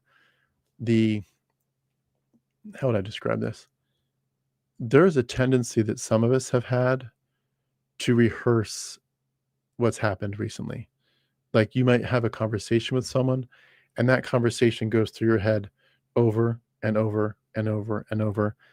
Not every conversation, just the conversations where you feel like you messed up. And I think that hypervigilance of like, what should I have done differently? How could I have fixed this? How could I have honored God more or whatever? I still do that sometimes, not much, but I sometimes have a conversation that might occur with somebody, and it just keeps going. It goes through my head for the next 4 hours because I'm so upset at the outcome. And I think a lot of that goes back to my days as a Christian, because you're replaying it, wondering if you said something prideful or selfish or spiritually wrong in some way. I think a lot of us too, this is sort of different, but there's a little connection in my mind, but I think a lot of us too would rehearse life in general, constantly looking for the little spiritual lessons. Like, what is it about today that, like, God isn't just like I hope over the course of your life, you kind of slowly evolve into a sanctified state. He's specifically doing things every day of your life, certainly through his sovereignty, but like he's involved. He's not this deistic, distant God. He's involved in your life. So what did he teach you today? And if you could go through a whole day and say, I don't know that God really did anything or taught me anything today. I was like, what? Like, are you not listening? And so you'd go through the day and say, what did I learn? What was God teaching me? What were my mistakes, of course, but how did he, in a sense, not speak to me, but I didn't see it that way, but how did he in some way direct me or guide me? That was huge. That was huge. I think a lot of this comes down as well to my statement a few minutes ago, where I was saying that I think a lot of us still do this stuff. We still have the hypervigilance, and I'm going to come back to some of the stuff we did in Christianity, but I want to make sure for anyone that can't stay till the end that we connect the dots. You can leave Christianity on an intellectual level where you know that God's not watching you, he's not judging you, and there's not a judgment that's coming. And yet you can still feel in some emotional, psychological level like you are one mistake away from being judged or from a judgment, from life falling apart. It's very much almost like a karma concept of like, God's going to get you. And the book of James says, don't be deceived. God cannot be mocked. Whatever a man sows, that will he also reap. And that's a karma verse. But, you do this, you're going to get it. The cause and effect. And you would still, you could say God's not real and still feel like that's basically your life's lot. You are going to, whatever you do, it's going to come back to you. And so you're going to constantly watch yourself to say, what vibes am I sending out? What am I doing? And of course, if you think you've done something wrong, you're going to say, how's it going to come back and bite me? So many of these ways. And I think a lot of us who went through that, we probably developed a tendency to be extra sensitive. I mean, some people are just naturally more sensitive, but I think a lot of people also developed a hypersensitivity where you were hypervigilant, but you're also hypersensitive, where your spidey senses are going off all the time and you're picking up on stuff all the time, because instead of being a kid who's supposed to play and focus on your, on your Cheerios and your soccer games and all that, you're focused on, of course, God and the angels and demons and the judgment, but you're focused on the ways in which you're displeasing God and God looking at your thoughts, and you become more sensitive. Even if you're already somewhat sensitive, you become hypersensitive. And if you're not, you at least add a little bit. I think until someone jumps in, and I'm not necessarily going to, I'm not sure I'm going to do this exactly, but I want to just go through some notes unless someone else jumps in, because I've been preparing for these I prepare for these live streams, so I just writing down some different things that I think are helpful in these discussions in terms of what I think happened to us in Christianity. But when we are Christians, when we go through these brainwashing sessions as kids, a lot of us are basically being set up to feel so dangerous, but we're also taught to constantly look for the signals. And one of the biggest ones that I had, I think, and I think some of you could relate, is the idea of your conscience. How sensitive is your conscience? And are you listening for the ways in which God is saying, that's sin, that's okay, that other thing might not be sin, but it's also not my best, like it's not the best thing I want for you. And so a lot of us, with this desire to have our conscience very sensitive to the Spirit's leading, ended up being sort of hyper inflamed, and we felt always this heaviness, this unsettledness, this anxiety, and we're always looking for like what's hidden underneath. We're always looking for the hidden stuff. It always used to amaze me when I was a kid. We used to go crabbing down at Bethany Beach, Delaware. We'd go down to the canal, and sometimes most of the time we'd do it in the daytime, and that's where you just you take a piece of chicken, you tie some string on it, you just throw it way out there, and you feel the tug, and you slowly pull the crab into the edge, and then your dad or your brother or somebody's there with a net, just scoops it up, and there's your crab. Every once in a while, though, we would do it at night, and it was so fascinating to me how you could like at the very beginning, when you first get there to the canal at night, you shine your flashlight, and the crabs have like lost this sense of they need to go to the deeper parts, because to them it's all like, it's, at that point the sun's down, it's all black and murky. So if they're right near the edge or they're deeper, it's all they're feeling hidden either way. And then you shine the flashlight in, and you probably shouldn't because you're going to scare them, but you shine the flashlight in, and they just scatter. They sense the light, and they sense that that's now like the shallow part of the water, and they go to the deeper parts where the water doesn't feel as intense, and they feel safe again, I suppose. And I think that's in many ways what's happening is we end up getting this, this sense of like, if we if we really shine the light on our lives, there's all these little things that are going to get scary and scared really quick because you have all these hidden sins. I remember the verse, I forget where it is, but I think it's David talks about, save me from presumptuous sins, is it?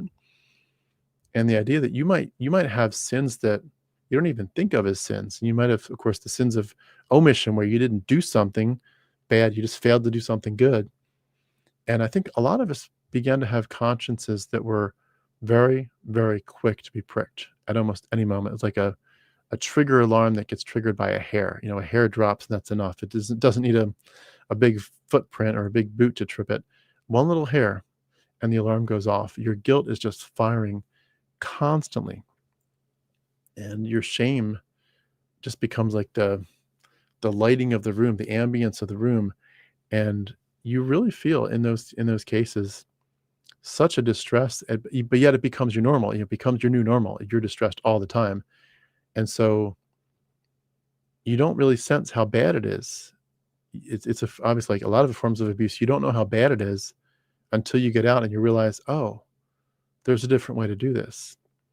And when you're out of it for a while and then you go, analyze what you used to do, you're like, yeah, that's crazy. But when you're in it, you don't feel how bad it is. And I think that's what's so painful to me when I think about kids growing up in this, is that they don't know how bad it is. We didn't know how bad this was. We didn't know how painful this was. And the hypervigilance destroys lives. I know for me, self-examination became basically my mantra of life. I said this before, but I'm sure we need to say it to clarify. Self-reflection is not a bad thing. I'm not talking about healthy self-reflection. But when you kind of audit yourself all the time, constantly, that is a different animal. That is a different beast. And I know for me, I felt like my Christian walk was a constant evaluation. Like you're under your end of semester test, but your end of semester test is not, for 2 hours at the end of the semester. It is nonstop. It's all day and all night. And that's what hypervigilance does to you. It really eradicates self-care because you can't ever take care of yourself, because your goal, taking care of yourself, I guess, equates to staying out of the danger, making sure you're not prideful or selfish or whatever, insincere. But you're constantly under evaluation, whether it's in your own thoughts, in your life, even in your relationships, your friendships, like everything's under the microscope. And that definitely leads to you feeling like the sense of safety that you're hoping for, consciously or unconsciously. The safety that we need to thrive is fully conditional. And that obviously parallels the gospel stuff where you are completely safe in Christ. Your sins are forgiven. That is completely safe for time and eternity, but it's under the condition that you must believe and you must stay in the faith. You can't do what I did. You can't say, well, no, I'm an atheist and I think it's all bullshit. You say that and you deny Christ and you blaspheme Christ. Obviously it's conditional. And there's, even when you're in it and you still believe it, there's so many ways in which your behavior becomes part of the conditions. Like you can't just say you believe it. You have to live it out. Otherwise you're faking it, because the Spirit doesn't come in and say, hey, I'm here to make you holy, but go ahead and sin. The Spirit comes in and says, hey, I'm here to make you holy. So cut out the sin. I'm here to purify you and make you useful to God. But, our safety and our sense of protection and protectability, it depends entirely on your correct behavior and thought life. We would talk about things like blessings and cursings. We'd talk about God giving you a covering. We'd talk about his favor. And when you disobeyed or had a stray thought, you would risk that being gone, the loss of it, God's discipline, the exposure, either the exposure to God or even to the church, the sense of abandonment. God's abandoned me. And excuse me, when you have a life where you just brace for impact, and I feel like in many ways, my life in non-Christian issues, but like in the last 2-3 years of my life, for separate issues that I'm not going to talk about, but just to give it as a parallel, the last 2 or 3 years of my life have been a nonstop sense of brace for impact, just brace for impact. And I've lived that way in a different context for 2 to 3 years. And it's really hard. It's really hard as an adult, even just for separate, non-religious reasons, to live that way. And your nervous system, we've all heard endless things about it. We talk about it all the time on this channel and others, but your nervous system is being programmed by this stuff. And you constantly ask yourself, what did I do wrong? What did I do to deserve this? And if it feels as a Christian wrong to say that, it's like, well, God tells you did a whole bunch of stuff wrong. You messed up all over the place, and that's why Jesus came. But I think we still have these thought processes and in psychology issues where we're, even as deconverted people, saying, where did I go wrong? Like, I tried so hard, and why am I being attacked like this? What opened the door and the floodgate to all this judgment of bad stuff? Safety becomes utterly conditional in Christianity, and it can, even after you leave, can continue. Looks like Janine came in the studio, so we're going to bring Janine in, and then we'll anyone else who wants to jump in, I'm going to stay on for maybe another 10 or 15 minutes after that. But here we go, Janine. Hey, Hi, good to see you, Janine. Good to see you too. I just Yeah. wanted to say hi. Can you hear me? I can. Yeah, it's been far too long, 3 years since our last conversation, but you're always welcome here. It's so good to see you again. Thank you. I saw you go live, and I just wanted to support the channel. My kids might run over and I might have to go, but the hypervigilance affects me a lot. And after I came on the channel, which I'm so grateful for it catapulted my life in like a better way because I had to stand by it once I talked about it, But I guess I've been so scared to talk now because so many people that you don't even expect, like, leave your life. And I sometimes will feel like I'm okay. I'm a yoga teacher. I know how to somatically regulate myself. I know how to support people, but I had so many problems just randomly, like in the middle of the night or just like during the day, feeling like, I don't really believe in this, but like psychic attack from other people, what they're thinking about you, and like that idea that I'll never be seen as good again by people in the church. So, but I would never take it back because of like, I still have so much more peace than when I was in it. When you were talking about God and how he's like, that you did something, just the very act of being born is what you did wrong in the church. And I just that's kind of how I know it's not true. And it helps me be like, okay, they are just in another mindset. So I don't know what else to say about that, but I wanted to say hi, and I'm still watching, and Yeah, well, I appreciate that very much. Do you still have conversations with them, or have they like written you off, or how do those conversations go? I just got kind of iced out by everybody. I got like 1 or 2 of those long messages from people of like, somebody told me to read the Bible like repetitively, like certain verses every day for a certain amount of time. And I was like, okay. I thought that was insane. It's like, hypnotize yourself, condition yourself, and then you'll believe it again. I don't know. but mostly people just wrote me off, and now I'm estranged from family, like Christian, the people in my family that are Christian, and my husband's family. My husband and I, he still speaks to them, but he no longer makes me, not that he ever made me, but he doesn't pressure me to talk to them, because I'm like no longer good to them, even though I act the same. And it's really wild. Mm. That is so sad.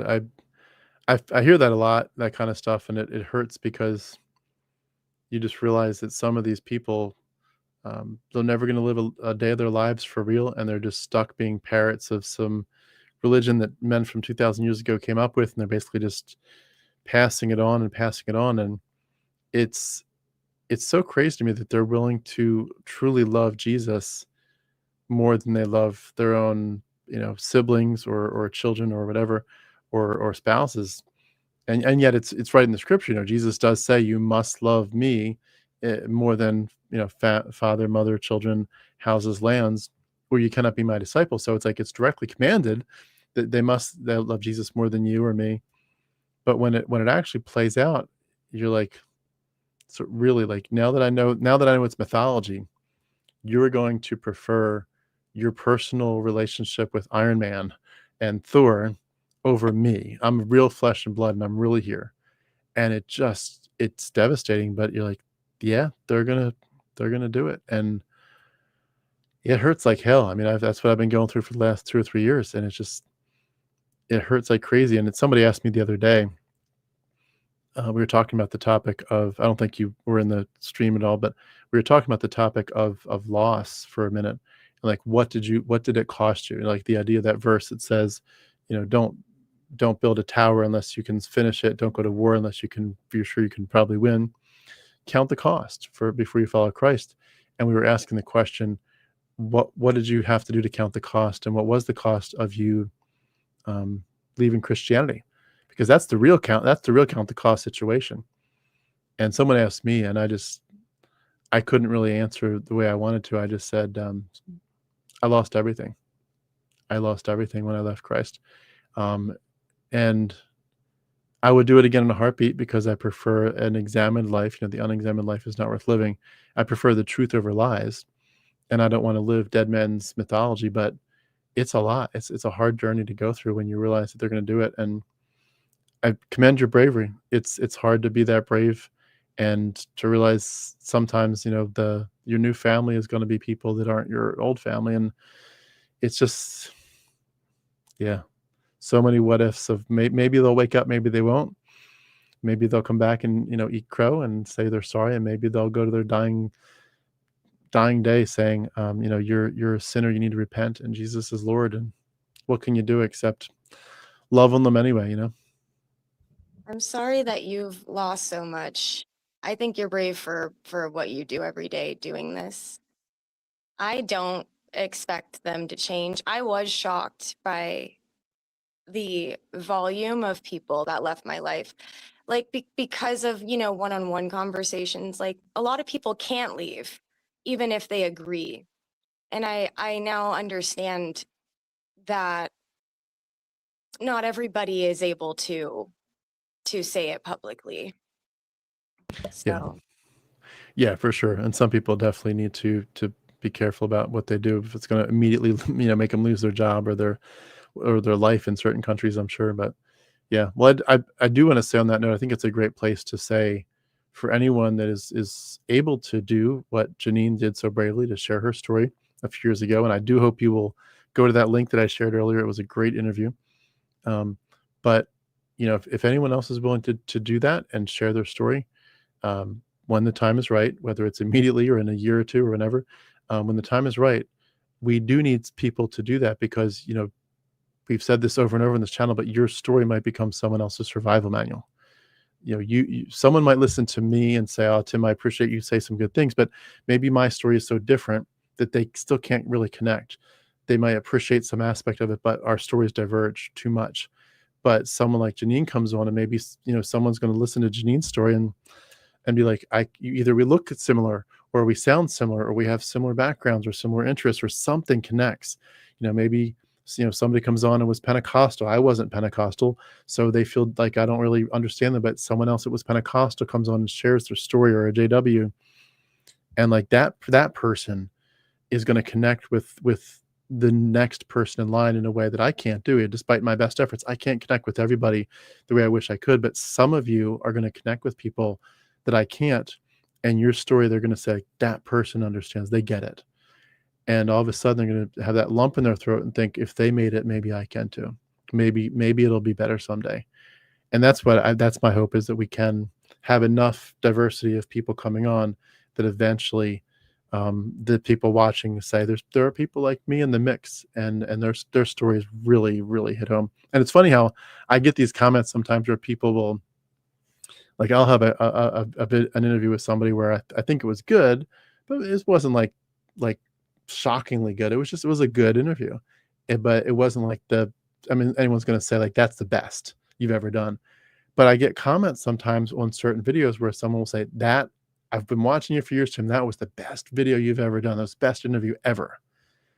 And I'm trying to think, like, what made it the best interview ever? And I don't think it was actually just that it was the best interview. It was that it probably in some of these cases just connected with them in a way that the others didn't, because that person's personality came through. And I just love that. And I'm sure there's some people that have watched your interview. Let me actually, just before I let you go, let me just see. I'm just curious of your analytics. Let me see. So since we published it, 25,000 people have watched it, 25,000 views. It's been watched for a total of almost 9,000 hours. So wow. That's a lot. It's pretty cool. 9,000 hours worth of people just hearing your story. That's pretty cool. That's a lot of people who are hopefully encouraged and helped to think that they're not alone. It was really healing for me and empowering. And I didn't think I was crazy, but when you feel alone, they make you feel crazy. After that, I've never looked back. I feel very validated and understood and not alone at all. And also better about, like, with the hypervigilance thing, I feel better that I don't have to know everything all the time, and I can change what I think as often as it makes sense for me. And I can explore ideas, and it's not evil to do that. Yeah, exactly.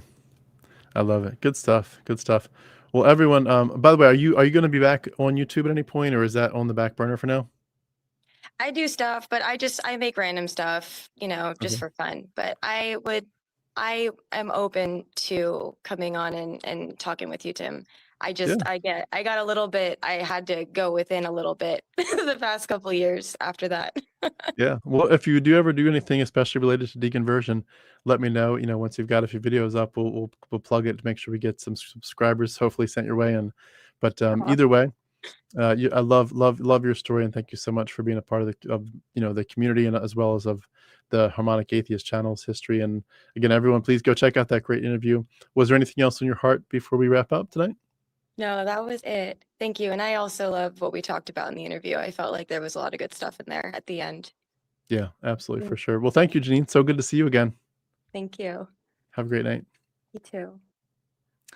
All right. Thank you again so much, Janine. I'm going to read a few comments here that I missed. I see a whole bunch came in while I was reading my notes earlier. And here we'll go back to Janine's comment. After publicly leaving, so many people left me. I still ruminate over it because the hypervigilance makes it painful. I had always wanted to be obedient. Now I'll never be seen as good. It's hard. Yeah, absolutely. Very difficult stuff. Not to be trite about anything, but that phrase so many of us use, there's the Christians want to say we'll know they're Christians by their love, but to us it feels like there's no hate like Christian love, and they love to be hateful to atheists. If you were never in it, you were just sort of exposing yourself to Christianity and coming to church a little bit and saying, I just want to see what you all are like, but I'm not a Christian. They will do everything they can to love bomb you and pull you in. But the minute that you're in and fully in, and you stay for a while and you're one of them, and then a couple of years later you say, actually, I think this is an erroneous worldview. They cannot take it because of the existential dread that says if you, the deconverting, deconstructing person, if you're possibly correct, then we are wasting our lives. And in the words of the Apostle Paul, we are of all people to be most pitied because Christ is not raised.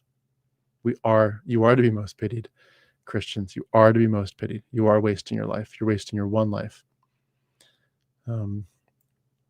Panda cheering on about the replaying conversations. Yeah, I've done that far too long in my life, and I kind of wish I could stop it, and I do most of the time, but every once in a while something comes up. And let's see here. William says, since I knew, William, by the way, great to see you here. Thank you so much. Since I knew what my ultra-fundamentalist family, church, and friends thought about homosexuality, I became hypervigilant about keeping all that locked away deep down in order to be accepted. I denied it so deeply, I couldn't even admit I was gay until I was 52 years old. William, I'm so sorry. That's not a surprise, but very, very sad. And I'm so glad that you are, at this point, able to, come to a point of peace with all that and be able to be yourself. And feel a big hug from us in the community. We love you. We love you just the way you are. Just the way you are. Boo2 production again. My brother came out of the closet at 16 as Wiccan and left the church decades ago, but I swear he thinks the rapture happened. If he can't reach my mom on the phone, it goes so deep. Wow. That's I've heard stories like that before. That's crazy. That's crazy. If you can't reach your mom on the phone, you think the rapture happened. Wow. Yeah, this stuff, religious trauma is real. This isn't just like when religious trauma isn't just when the pastor touches the little girl in his office. Like that's, the sexual assault stuff is real, and that's trauma, and that's the stuff we read on the news all the time. And those are horrible things, but that's not the only trauma that's out there. Rapture trauma is real. The worm theology trauma is real. You're bad. It's all of it. We all have to heal from this stuff. Just because you don't have a specific incident where you'd say, well, it's pretty good. I liked the worship service. I had a pretty good pastor. I really didn't experience trauma. No, you were still traumatized. And I've had to admit that to myself, because I've said that to people before in interviews. I liked being a Christian. I just couldn't stay because it's not real, but I liked it. I felt like it was the best life ever when I was in it because I thought it was real. And someone called me out on that like a year or two ago and said, no, you're still traumatized. You can love your abuser. You can be in Stockholm syndrome. You can think your abuser is a really good guy, and he's not. And just because you had a good time, good memories, does not mean abuse did not happen or that you don't have trauma to heal from. See here, Shell is in the house. At least was having trouble getting the kiddos down tonight. I want to jump on in a bit though if I can. Sounds good. We're not going to probably stay on too much longer, but if we miss you, if it works out great. If not, we're going to bring this topic up again from a different angle shortly. So either way would be great. Going back to William for a second. Growing up gay in a high control religion is kind of like trauma piled on top of trauma. I haven't even started to pull on that thread, but I know there's a lot buried there. Yeah. And for a lot of us, honestly, it's almost too much to do alone. Like some of us, it's going to take the therapy from, if you can find someone really good and skilled and not religious in that in strictest sense, at least fundamentalist religious, people that can truly help us. But for some of us, therapy is going to be one of the biggest paths forward. Panda says, I've been hypervigilant since I was a kid, especially in school. I'm fairly certain I'm neurodivergent, and I was taught how to mask by my family. Yeah, and masking, I'm glad you brought that up, Panda. That's a big piece of this, is we were hypervigilant, but we found, how do we accommodate that? And for a lot of us, we would mask it. All kinds of masks. I think I mentioned before the mask that we would see in Bible college for a lot of the pastoral students was you just act like there's no problems. No, I did not undress that woman in my mind. No, I'm not masturbating. You just create just plausible deniability. I didn't do that stuff. And you're just straight up, you're just lying. You're heading into the pastorate. For goodness sake, you're going to be applying to be the pastor of a church of 500 people in a year or two. and you're lying through your teeth. And of course, when you get into the men's Bible studies in the dorm with the other pastoral students, that's where the truth comes out. That's where we can kind of lay it all out there and say, yeah, we're struggling. And we know, the young men in Bible college who say I'm struggling, that means one thing and one thing only. William says, straight Christians do not understand what they are talking about when they say your sexuality should not be part of your identity, because they never have to give their sexual identity another thought. Yeah, for sure. Yeah, a lot of gaslighting. So I spent my life trying to deny deep parts of my very identity as a person in the world. There is no comprehension or empathy on the other side of what that does. Yeah, well said. And again, I'm very, very sorry for the pain that has been inflicted. And I really hope that the next few months and years are the beginning of some bright spots in the journey, and a lot of just integrating all the parts of your life that you've had to compartmentalize. Amanda Brown, finally caught alive. I've been loving listening to your story and I love your content. I am a white 25-year-old woman that escaped Christianity. Awesome. And MAGA. Awesome. My whole family is still in it. It's hard. I'm so sorry. Yeah, Christianity and MAGA is one of the weirdest, and yet it makes sense. It makes sense why they go together, but it's just sad. Your video on how Christianity stole your personality and autonomy resonated so deeply with me. It changed my life. Genuinely. Thank you. Thank you, Amanda. I appreciate your encouragement so much. That means the world to me. It means the world to me. William says to Amanda, so glad you could join live. I totally get it about MAGA Christian family. Many of my relatives are also pastors and missionaries or in other Christian work. Yeah. Nobody knows that I'm not of the faith anymore. Only a very few friends and my husband. I am scared to ever tell my family. It's so lonely. Anyway, I got to drive. Yeah, well, Amanda, if you're still listening, if there is a time down the line, even if it's 5 years from now, hopefully I'm still doing this work in 5 years, whenever the time is right. And you'll know either because people are more accepting and it's just an okay topic, or it's time to basically say, pardon my French, but it's time to say, fuck it. I'm just going to do it. I don't care anymore what people say. Fuck it all. I'm going to just be laying it out there. You'll know when the time's right. And if it ever comes, feel free to reach out to a platform like mine. You'd be very, very welcome to share your story. And hopefully MAGA is like in the rearview mirror by then.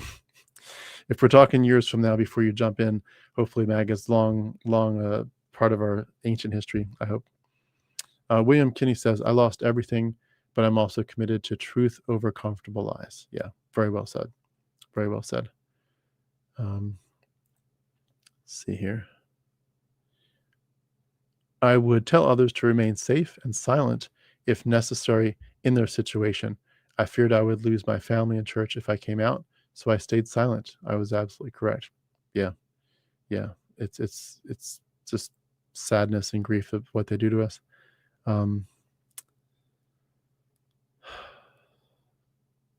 think I've caught up with all the ones that I am going to focus on reading. There's a few people that had some interesting comments that were a little bit less relevant to today's topic. Some of you were just chatting back and forth with each other, which is fine. But I'm going to just wrap up here in a minute. I think I'm going to wrap up with a few thoughts that I'm sharing on my side. And if someone jumps in at the last minute, they can jump in for 5 minutes. But I do want to make sure we wrap up at 2 hours, and we're almost there. I think for a lot of us, some of the things that we're dealing with is the idea that this stuff is still our main driver. And I'm going to go back to that over and over. Your worldview is going to dominate what you think and feel and how you make decisions. Your belief system is not. That's like too surfacey. And I think this is where a lot of us former Christians can feel confused. We've left the theology, we've left the belief system, but our nervous system is still in the same place. I have people reach out to me probably at least once a month. Sometimes it feels like once a week, sometimes more, where people say, I don't believe in hell anymore, but I still kind of fear it. And they're like, how do I get over this? I know it's mythology, but I'm still afraid of going to hell. And I know that if it were real, I would be going to hell, because if the decision is you go to heaven if you believe in Jesus, you go to hell if you don't, I'd fall in the latter category. I'm going to hell, right? And yet I know it's not real, but I'm afraid. I had a guy that used to reach out to me every day about that fear. Like it just ate at him every single day. I think another similar one is purity culture.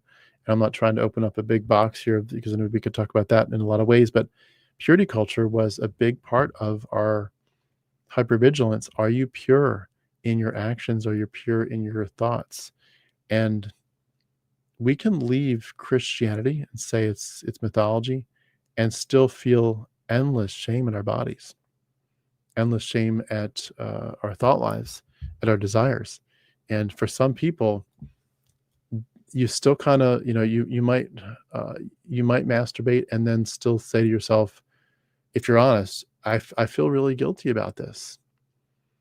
And I really hope for those of you that are struggling with that you will really think through that and celebrate your body in every which way and be like, if I choose to do anything like that, I'm going to do nothing but just absolutely have a party in my head about how beautiful it is to think about intimacy and affection and love, kindness. Hopefully, more often than not, it's not something that's just, one person by themselves. Hopefully it's, our lives are leading in many ways, if we want to beautiful relationships where the intimacy is shared, but it's not always a choice we can make. You can't just make relationships happen, even if you want one.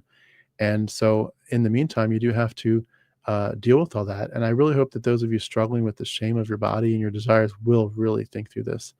And honestly, just to finally feel safe in your own skin and your own desires and your fantasies. It's a beautiful thing. I think I'm doing okay in that area. It's been a journey, but I think I'm doing okay. But there, you go back and forth. It isn't like you just, I won the battle, so it's over. You go back and forth and you win for a while, and then you feel like you're making, regressing a little bit, and then you make some progress again. I think a lot of us struggle with the idea of over-explaining ourselves. When I was in church, it felt like you had to kind of over-explain yourself in the sense of, why aren't you holy enough? Why aren't you pure enough? Even something as simple as, why didn't you do 20 minutes of devotions today, or 30 minutes or 40 minutes? Why didn't you memorize the verses? It could be something very, very, very simple like that. But a lot of over apologizing. I'm sorry for messing up.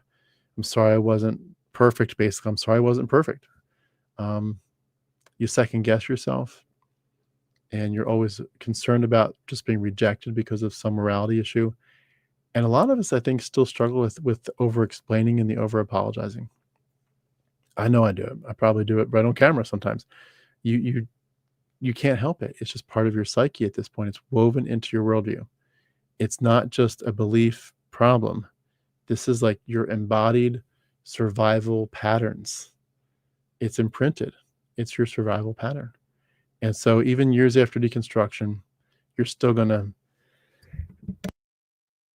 even years after your deconstruction, you're still going to flinch. It's your reflex. You're going to flinch at your own thoughts.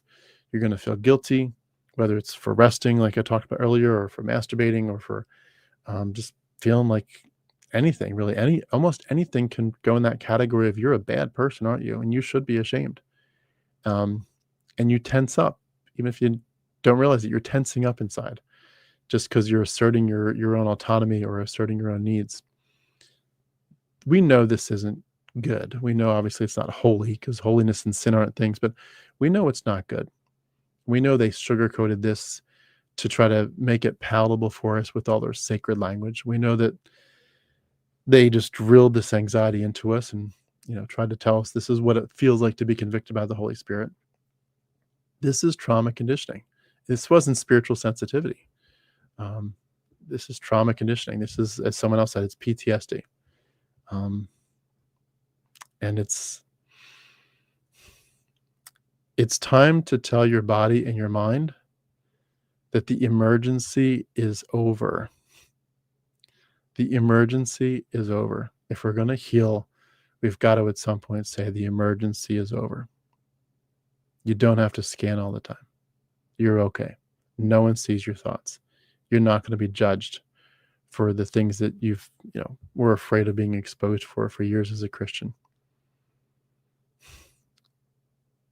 In a sense, deconstruction is typically more from Christianity is more intellectual. It's more academic.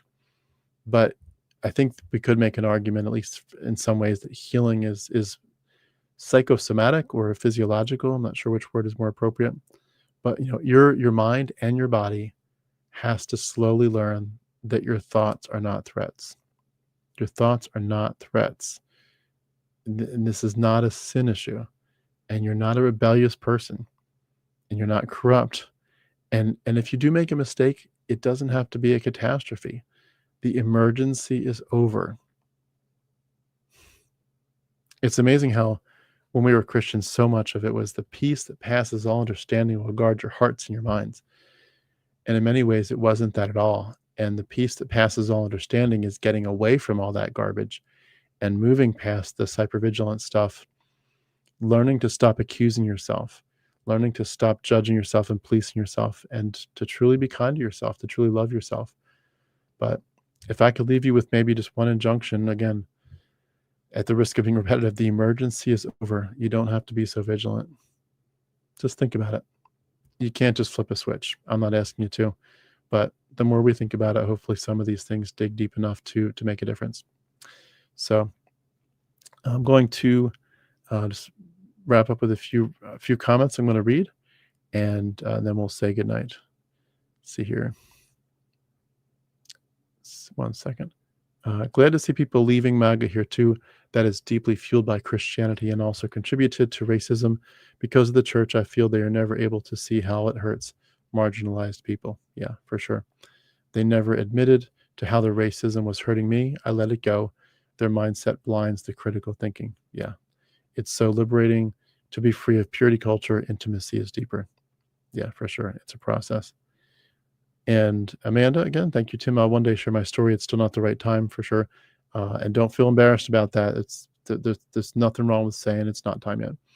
Everyone's got their own journey. Everyone's got their own timeline.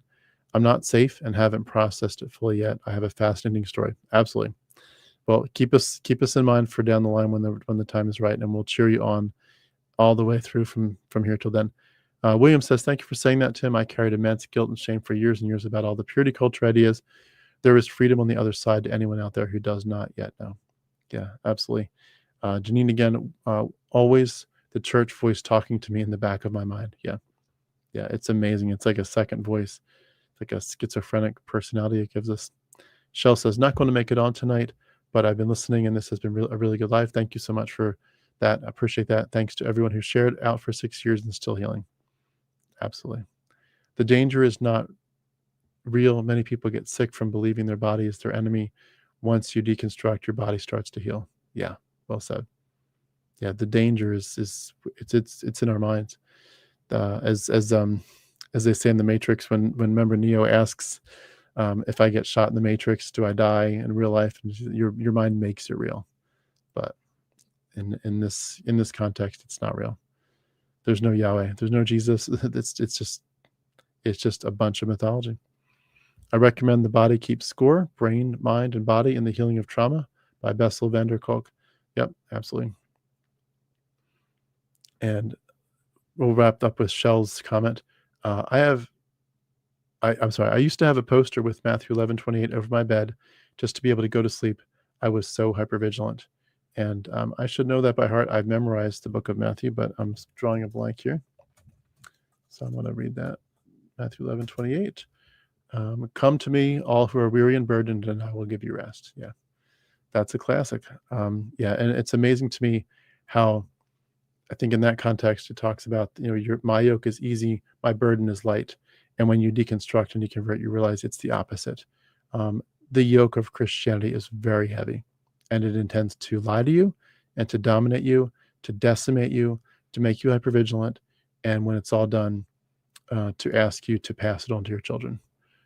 It's some sick ass stuff, and I'm so glad so many of you have escaped. Let's keep it up. We will keep making a difference. We'll keep making waves. Thank you all again. Great comments. The live people that joined, the people that made comments, you're such an encouragement to me, and I hope you all feel that we're going to do this. We're going to make progress. We are going to be better people. We're going to be free. This journey's not over, and I want to hope for myself and for you that there are better days ahead. So that's my encouragement. Let's hope that there's better days ahead. Let's also take action to make sure there's better days ahead. So let's heal. Let's do the healing we need to do. Thank you all so much. I'll speak to you soon. I've been doing this hopefully every single night, somewhere around 8 to 10 or 7 to 9. But when, as much as you can, jump in. I'm going to be doing a whole bunch this weekend. I know you can't all, join me because you're doing, shopping and things with your kids and all that. But if you want to watch some replays from the weekend stuff, feel free. And appreciate so much you being a part of my life and this community. So I'll see you all soon. Have a wonderful night. Thanks again.